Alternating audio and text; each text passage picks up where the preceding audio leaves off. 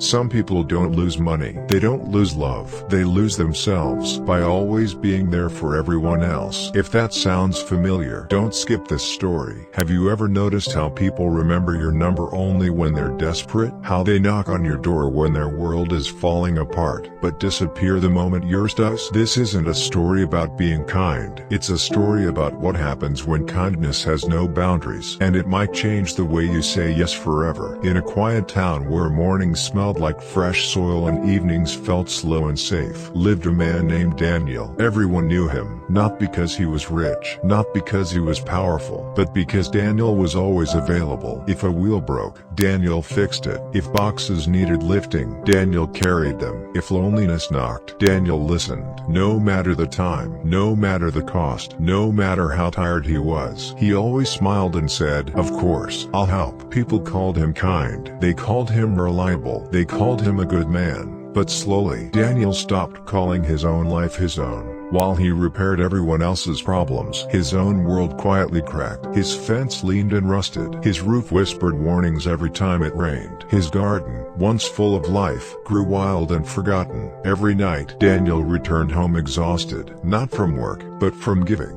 One evening, his mother watched him sit in silence, shoulders heavy, eyes empty. She finally asked the question no one else dared to ask. "My son, you help everyone, but when will someone help you?" Daniel forced a smile. "One day," he said, "they'll remember." But days passed, weeks passed, and no one came. If you've ever felt invisible after giving your all, pause this story for one moment, because sometimes the reason you feel drained isn't because you're weak, it's because you're giving from an empty place. Keep listening. Have you ever said yes so many times that you lost your peace, your time, or even yourself? Be honest in the comments. One evening, dark clouds swallowed the sky. A storm rushed toward the town without mercy. People scrambled to save their belongings. Daniel did too, but not his own. He ran to protect a neighbor's tools, covering them, securing them, sacrificing time while the wind howled louder. By the time he returned home, rain had already decided for him. His garden was destroyed. His furniture was broken.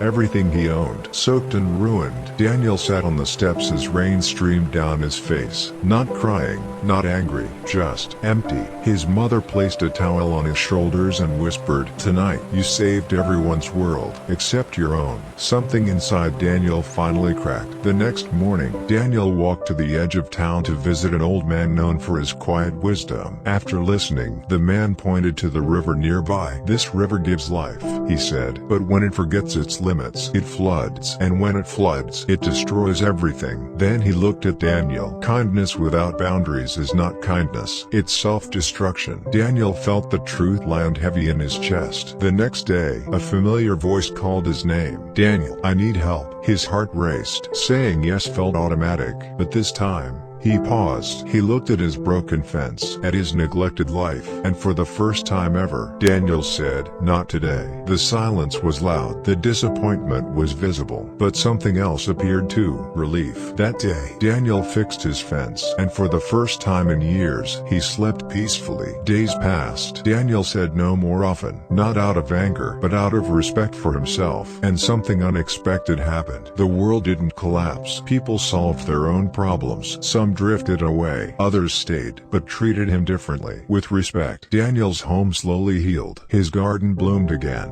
His face softened. He laughed, not from politeness, but from peace. One afternoon, the old man returned and asked gently, "Did the world fall apart when you stopped saying yes?" Daniel smiled. "No," he said, "my life finally came together." Here's the truth no one teaches you. Saying no doesn't make you selfish. It makes you strong. Choosing yourself doesn't mean abandoning others. It means you finally stop abandoning you. Your time is sacred. Your energy is limited. Your peace is priceless. Protect them. Because the world doesn't respect the person who gives everything away. It respects the person who knows their worth. If this story spoke to you, share it with someone who gives too much. And remember, the moment you say yes to yourself, life begins to change.